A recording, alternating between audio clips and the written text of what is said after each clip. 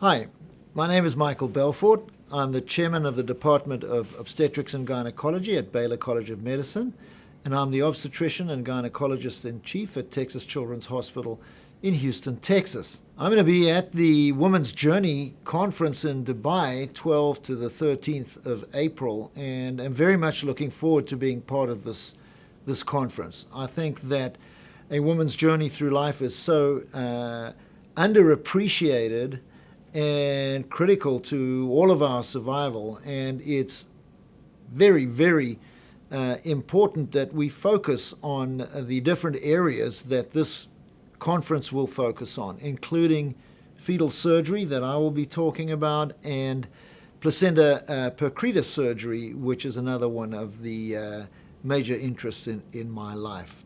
So I'm looking forward to seeing people there and meeting people and networking and promoting women's health on a global stage that this conference will be. It promises to be a great meeting.